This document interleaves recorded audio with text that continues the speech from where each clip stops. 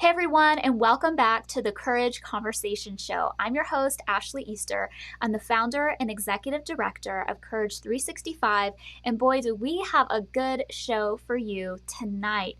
We are going to be interviewing Wade Mullen, and I am just going to be reading his bio really quick before we bring him on screen.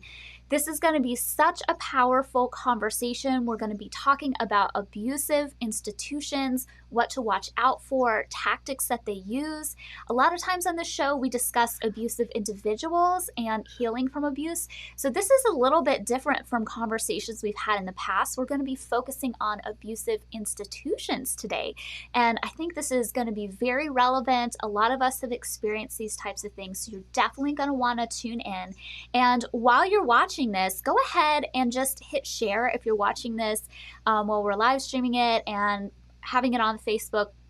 Just go ahead and hit share so your friends and family members can also get this good information because they're not going to want to miss this either.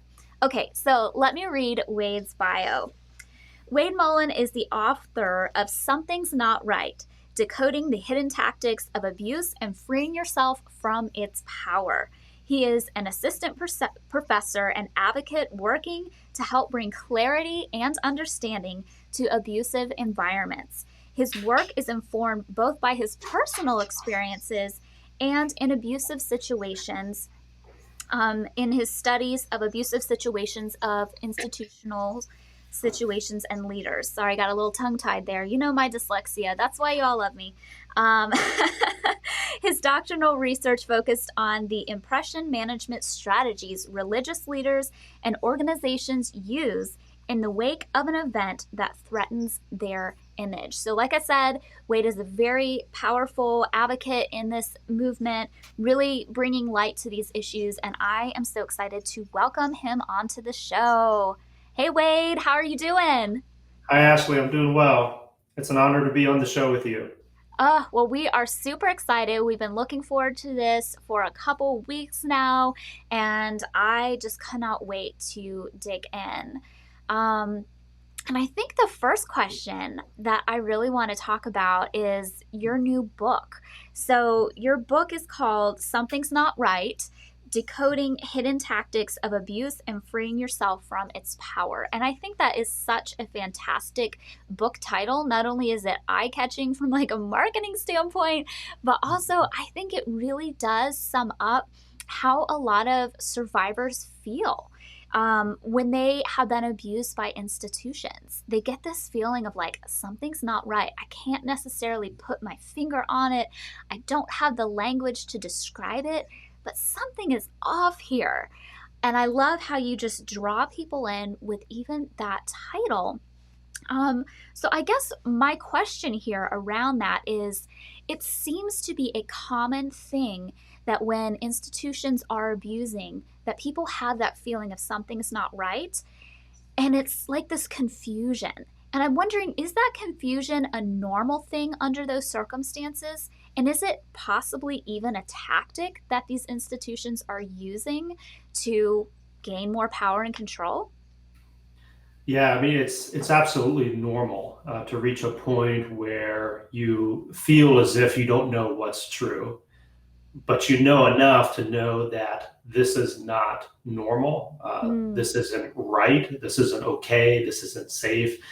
And so I think the title speaks to that confusion, but even the awareness that there is something that isn't right is an important step because the institution wants to keep you confused. So it is a tactic because when the institution can create confusion, then it's easier for them to maintain control because mm, it's easier to control people when they don't know what's under the surface. They don't know what's behind the curtain. They don't know what's lurking in the shadows. And when you don't know what's there, then you can't identify, you can't see it, and you can't name it.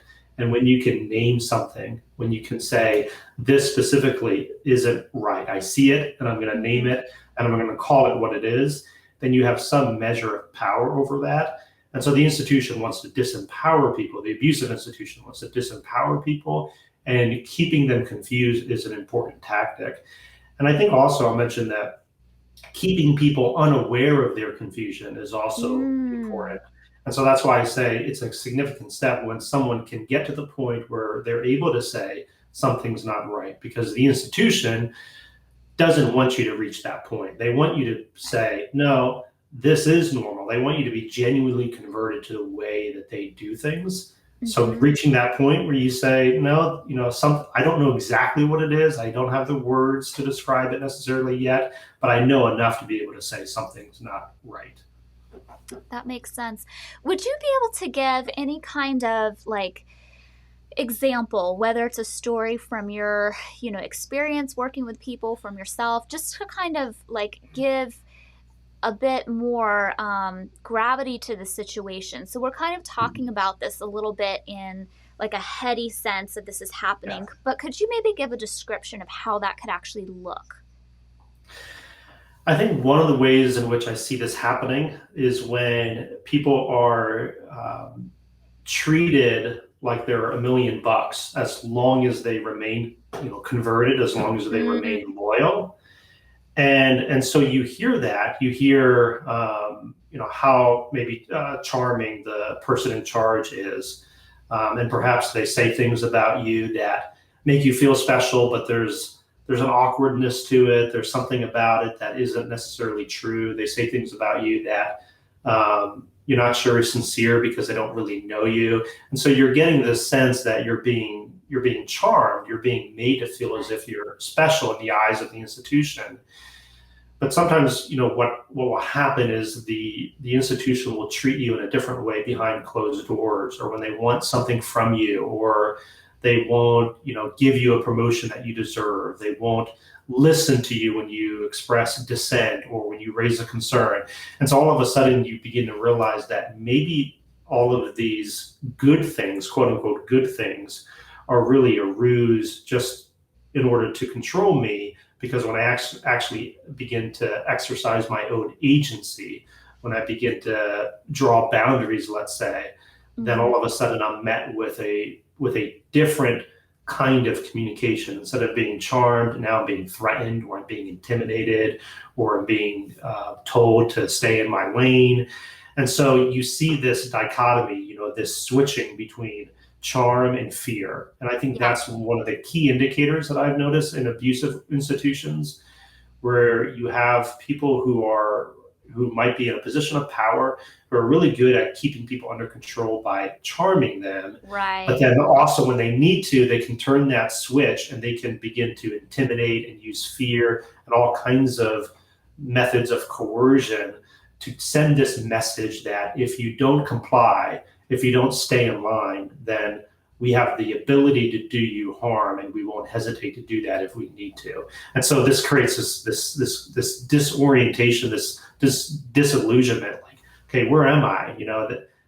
On one day I feel like this is the greatest place to work. The next day I feel this sudden sense of fear and Mm-hmm. anxiety. That makes sense. Yeah, that's really helpful. And I don't know about the listeners, but for myself, as you gave that description, like I'm thinking of people, I'm thinking of situations in my head, and I'm like, yeah, I've experienced that before. It's that flattery that just doesn't ring true. It doesn't ring genuine. And then the whole thing of like switching between this kind of love bombing and then also like this intense control and fear and consequences if you get out of line. It really can, like you said, be disorienting. And Mhm. if you're not prepared, if you don't understand how that can happen, I think most people haven't studied abuse and the ideas of how institutions, churches, organizations, whatever, can be abusive. I mean, everybody just kind of wants to think the best of other people, and Mhm. so it can be really confusing, and so that's super helpful. And so, the confusion is one of the strategies that institutions will use. But, would you say that there are other strategies that you have observed in institutions that they will go to, like maybe just a couple of the top ones that you're like, I see this all the time and people really need to be aware of it? hmm Yeah, and I think if you were to create just a very broad category to go along with confusion, it would be captivity. Mm, So those are the two main ingredients, confusion and captivity. So that you end up reaching a point where you don't know what's true and you don't know what to do. And you feel as if you are lost and stuck. Like you're looking up and all you see around you are walls and you don't know how you got there. right. So that captivity, I think, is created through policies sometimes that say, you can't talk to other people. It could be created through non-disclosure agreements. It could be Mm, created through threats. That if you do this, you'll be fired. So there's all these different ways in which someone isn't just made to feel as if they don't know what's true anymore, which they're gaslit, but also they're made to feel as if they are being held captive. hmm So those are two broad categories, but there are so many tactics. There are so many ways in which an organization or an individual can try to keep somebody under their control and coerce them and manipulate them. I do think probably the main tactic that I have seen, and it's often something that you see prior to becoming aware of some kind of assault or some kind of violence or some kind of abuse. It's the grooming that leads up to that. It's the love bombing. It's the charm. It's the creating this false sense of trust and then exploiting that trust. So there's that. So I almost in every case see a similar story in which somebody is abused within the context of an organization, and they can recall times in which that organization treated them very well, and Right. that's very confusing. Or there's people within the organization who don't believe the person who's being harmed because their experience to this point has only been one of charm. And Right. so, yeah, so I see this, and then I also see another, I think, common tactic is when the institution is threatened, let's say by somebody's story or hmm by a formal complaint that's filed. Then I think they will often try to silence the survivor, silence the advocates, silence anybody who's speaking the truth about their behavior, either through intimidating, like threatening some kind of harm to those who are speaking the truth, or this is one of the more powerful ones, and it's very common. They might threaten harm to themselves or to Yeah. the institution or to the reputation. Like in a church, they might say, if you keep speaking out, people are going to develop a bad view of Christianity. Or a powerful leader might say, if you tell anybody, this will ruin my ministry, this will ruin my life.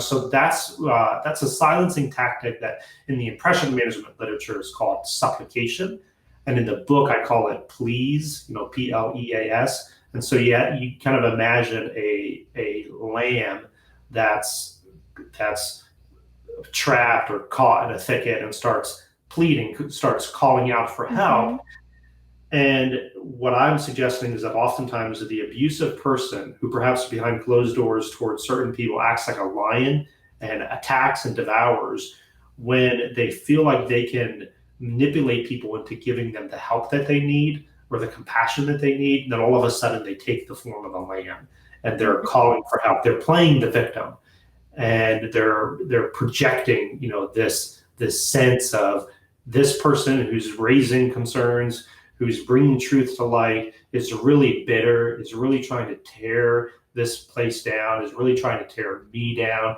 So that's a very common tactic that I see. It's very powerful. It's Darvel, really, where you reach the point where the Right. person is reversing that victim offender status. And I believe the reason why it's so common is because it has been practiced over time and it has been found to be effective by those who use it.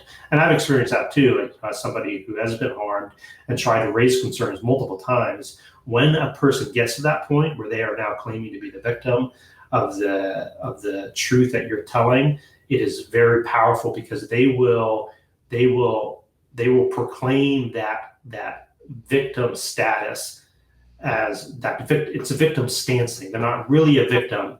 They're claiming that in a false way, but they will take every opportunity they can to point out how they're the ones who are being hurt. And it's very powerful when other people in a position of power over them or around them hear that and they think, okay, here's a person who we believe in, here's a person who's only treated me with respect, and now they're claiming that they're being harmed by this. Surely, that person is telling the truth, and we ought to come around him or her and help this person, which is just a tragic twisting of what's true. Wow. Wow. Yeah. I have so many thoughts coming up from this because that was all really, really helpful. The first thing that's coming up is it seems like, and I guess this is because institutions are made of people, but it seems like you can draw very clear parallels between what it's like to live with a narcissistic abuser or with, some type of domestic violence situation. Like the tactics really are the same with institutions, just instead of saying, oh, I'm going to kill myself if you speak up about this, it's like you're going to kill the organization. Or, a lot of times abusers will be great to your friends, but they'll be awful to you behind the scenes. And it seems like institutions just kind of magnify it a little bit because there's more people involved. But would you say that there's a lot of similarities between like intimate partner violence or, sexual abuse on a like one-on-one level? Would you say that you see similarities there?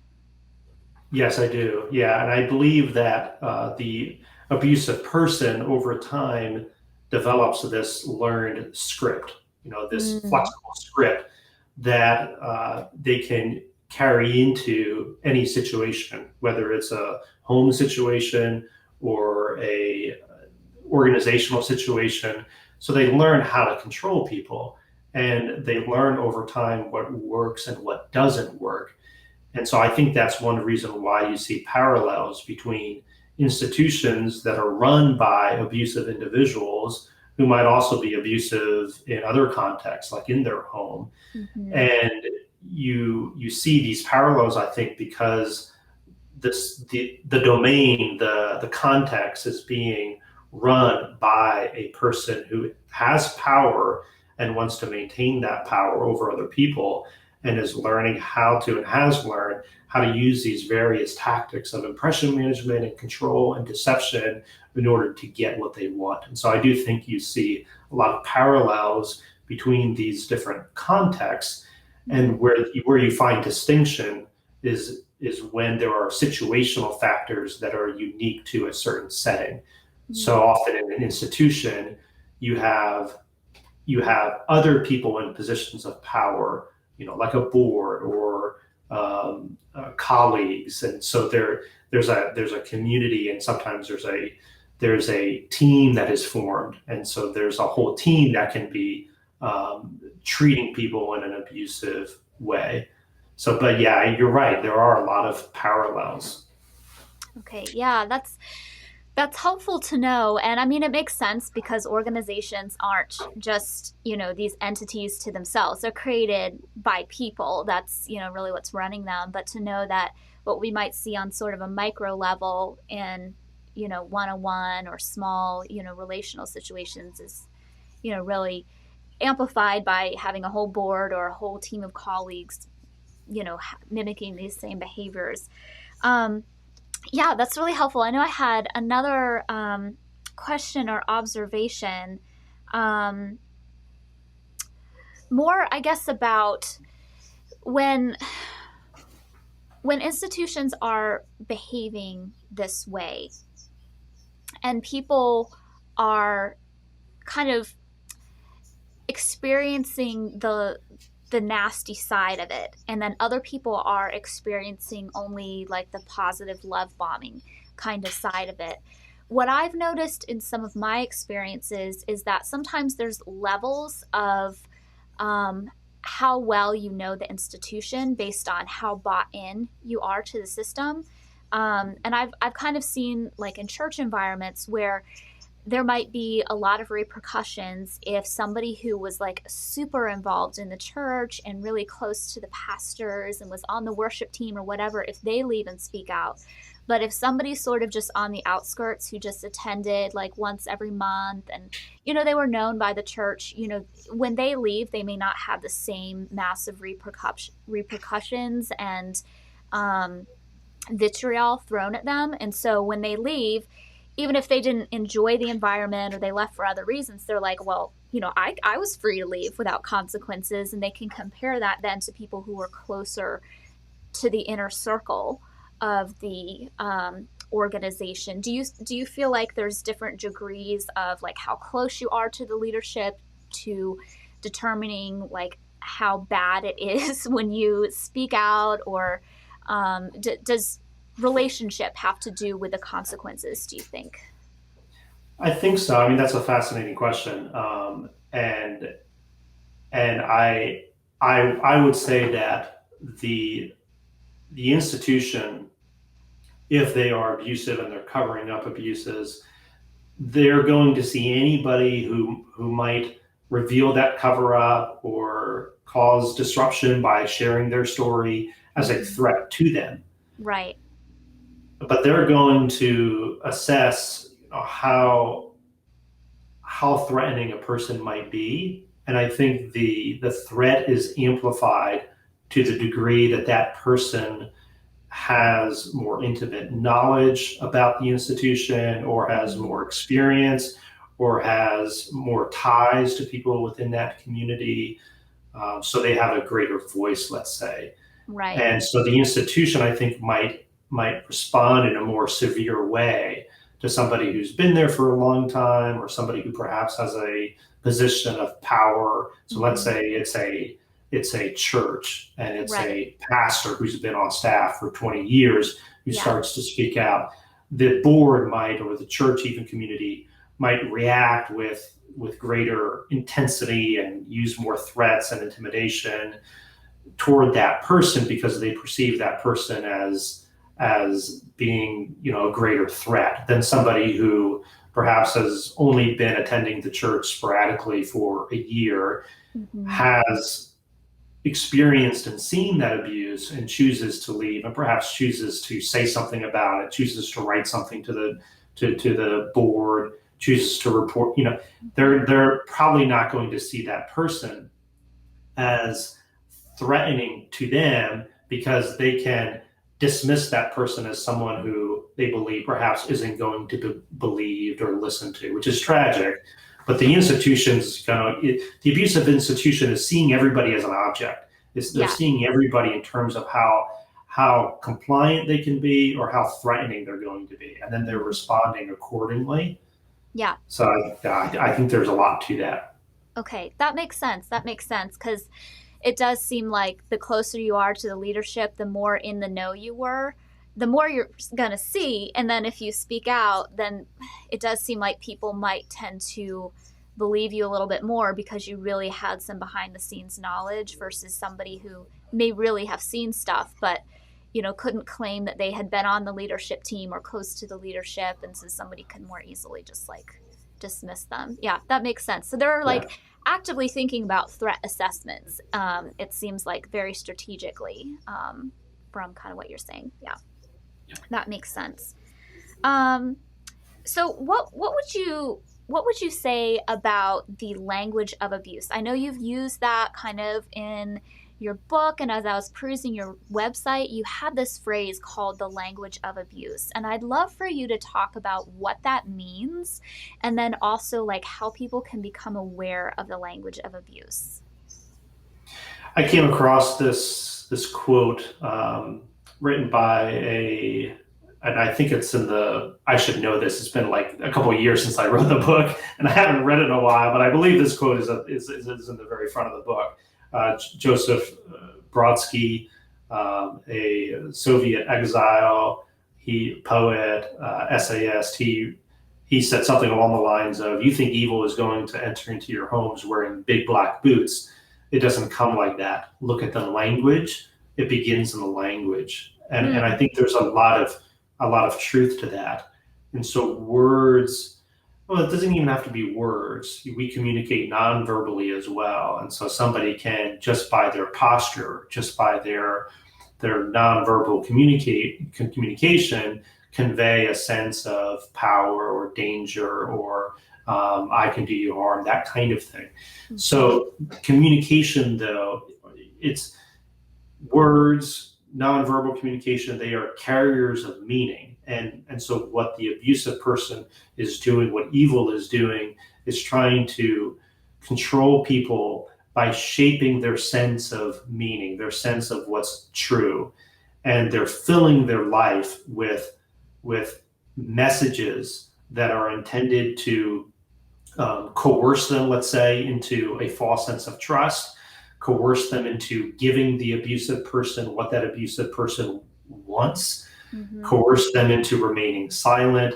And all of that, so much of it, is accomplished through some kind of communication, some kind of language. So when somebody threatens a victim, a survivor, by saying, if you say anything, I'm going to take my own life. Those are powerful words. So that person is using this threat to silence another person, basically saying, I've been a danger to you. You know how dangerous I am.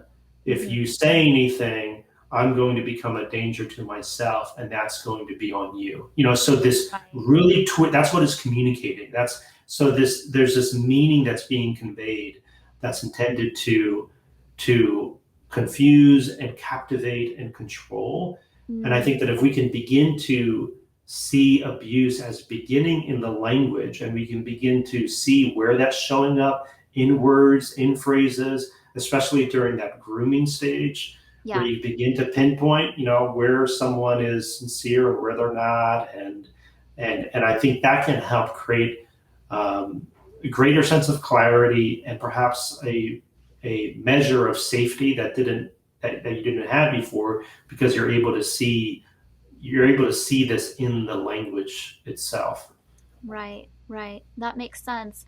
I'm wondering two things about this.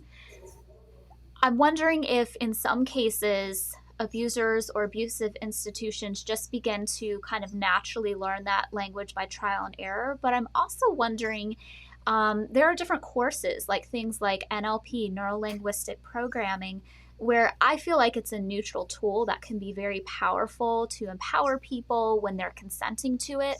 But I could also see how it could be used in very harmful settings. And I think of Tony Robbins. He is a big proponent of neurolinguistic programming. And on one hand, he talks about how it can empower you to think about things differently. And I believe that can be true. There's also, recently been a lot of allegations against him and how he's used that language and sort of subtle tricks of the mind to manipulate. And so I'm wondering, do you think that in some cases organizations actually get training in this, or is it generally something that comes up just out of trial and error, and abusers just are kind of always honing their craft kind of naturally? Yeah.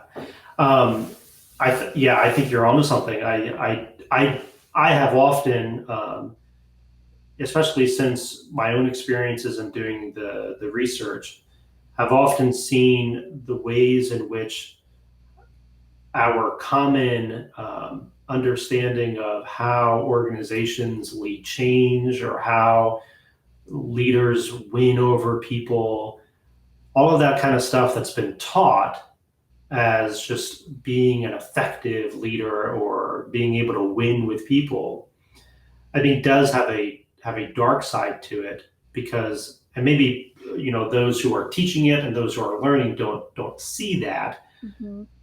But I now see so much of it as just here's how to get people to do what you want. Right. Here's how to coerce people into accepting a change without them really knowing or consenting to that change. So we call it like strategy. and we call it good business. But how much of it, though, is being fed by these elements of coercion and driven by that, and then we justify it by saying, well, this is just good leadership, or this is just being good with people. And so there's a balance, that certainly there are skills that we want to learn and use. But what I go back to then is it's how other people are being viewed. Are they being viewed as objects to be used for your own benefit? Or are they being viewed as fellow, human beings with dignity, deserving of respect, and you're going to treat them the way that you would want to be treated? You're not going to hide your agenda from them. You're not going to lie. You're not going to deceive them. You're going to treat them with truth and respect. So it goes back to that. So you can, if you are viewing somebody as an object, you can pretty much take any good thing. I mean, this is what spiritual abusers do with the Bible. Take any good thing and use it against that person in order to control them. Yeah. That makes a lot of sense. And I'm just thinking even the way a lot of church services are set up, like the structure of the service where, okay, everybody's meeting and greeting. And so there's that connection. And then you have like the soft song playing in the background, which then amps up to like this high upbeat music. And then you got the pastor coming on telling you what to do. And then there's the slower music where there's the altar call and then the prayer up front and then the gathering in the back. And like, I feel like if you are signing up for a conference where you're kind of being told, hey, we're using these strategies to induce a state, and these are our goals up front. Do you consent to this? That's one thing.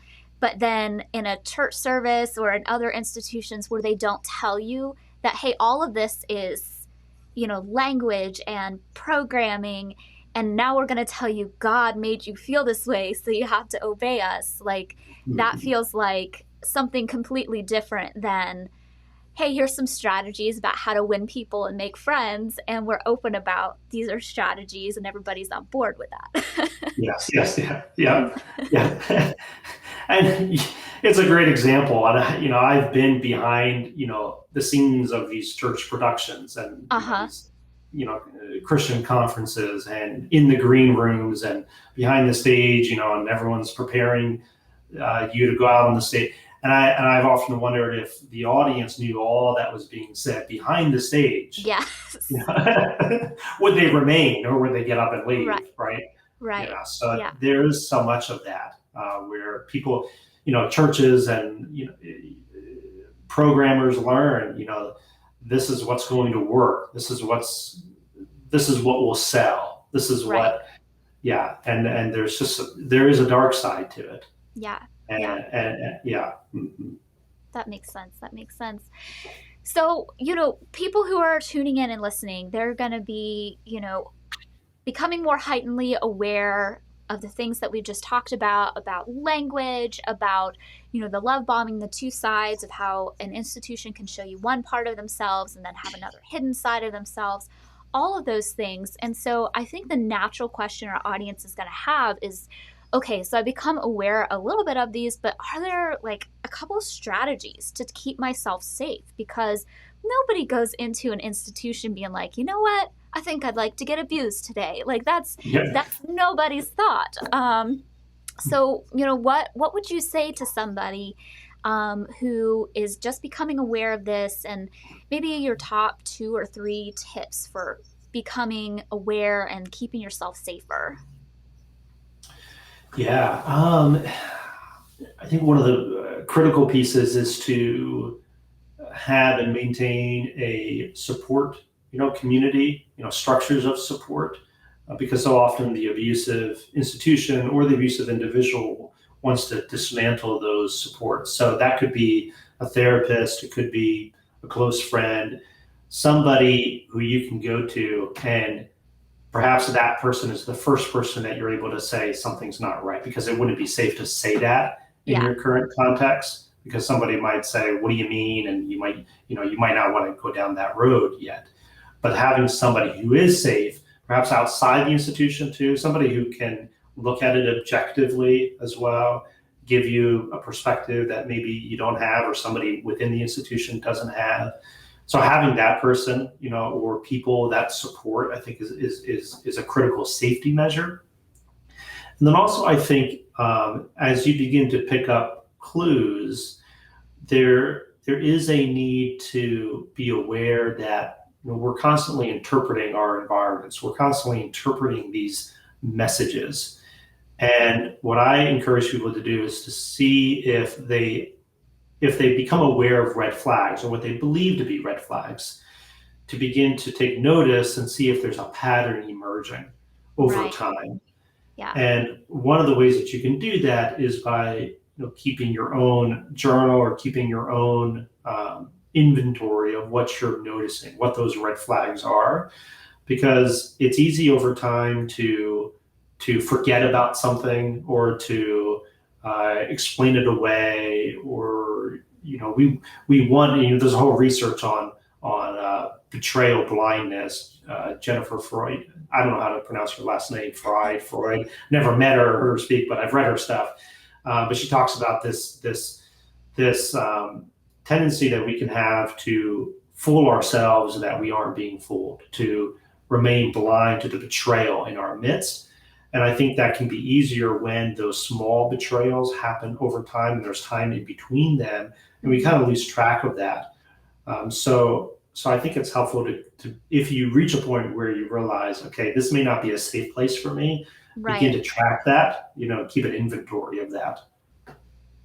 That's really, really good. I like the idea of kind of almost like diversifying your community, because I think a lot of times really charismatic leaders and organizations, they begin to impress upon you the importance of the people in their community almost over other people in other communities. And then sometimes it just becomes natural to have your life consumed, particularly by maybe like a church or religious institution, because you're there Sunday morning, Sunday night, Wednesday night, for all the other activities they have. And then so suddenly you don't have as many connections outside of it. But it really is a safety net to have multiple different people and groups of people that you are connecting with. And I would also feel like you would maybe feel safer to leave a toxic environment if you know that's not where your only community is. Like you've got different segments of people that have your back. That makes sense. That's a great point. Yeah. And I really, I hadn't thought of it that way before until you kind of brought that up, of having other safe people outside in the way you worded it. That's really good. And keeping records. I tell that to domestic violence victims and survivors, write it down, record it, all of those things, because you'll need this later for court. And, maybe you don't need it for court in a situation, but just for your own sense of like, oh no, actually I wrote this and there's a date by it. I'm not going crazy and losing my mind. There's actually me tracking this over time. Those are really good tools. Yeah. Thank you for sharing. And I know after listening to you and hearing a little bit about your book, people are gonna want to connect with you. So share with us how they can get connected with you and your work, where they can find your book. And everybody who is watching this when we are streaming it on Thursday, the 8th of July, we will also be doing a giveaway. And so be sure to look out for details on our Facebook page about that. But I would just love for you to share where people can find you, Wade. Yeah, of course. Thanks. I have a website, wadetmullen.com. And on that website, there's information there, some articles that I've written. I don't do a great job of keeping up with it, but there is a contact form, and my email's on there as well, wademullen@outlook.com. And then I am on Twitter, and I'm learning how to use Instagram and Facebook. So. Awesome. Well, Twitter is the place to be when you're an advocate. I really think that's like the hot spot for advocacy work. And I really appreciate your tweets there. That's kind of where I first became aware of your work a few years ago. And so thank you. Everybody definitely give a follow to Wade. Check out his work, his website, and his book. And we will link all of that in either the show notes or the comments wherever you are tuning into this. Wade, I really appreciate your time. This is really Yes. valuable information for our audience. Thank you. Thank you, Ashley. It's great to be on the show with you, and I appreciate all the work that you're doing. Absolutely. Thank you so much. And hey, everybody, make sure that you also follow Courage 365 on all of our social media platforms. We are on Facebook, Twitter, Instagram, and YouTube, and we just started a podcast. So we have all of these shows in podcast form. You just have to search Courage Conversations or Courage 365 wherever you get your podcasts. We would really appreciate you leaving us a 5-star review. That helps us spread the word and get more of this great content to other survivors and advocates. So make sure you follow us there. And then you can pop on over to our website, courage365.org. And just for visiting the website, you have the opportunity to download our free ebook, 5 Keys to Living a Life of Courage, to help you take the next most courageous steps in your healing journey. And of course, if you are in a situation where you know or suspect child abuse, where you are in imminent physical danger, go ahead and contact the police. But on our website, courage365.org, /need help, or click the need help tab for other situations that aren't as imminent. We have a long list of hotlines and different resources, organizations, and supportive blogs and websites that can help you in your survivor journey. As always, we hope you have a good evening and live with courage.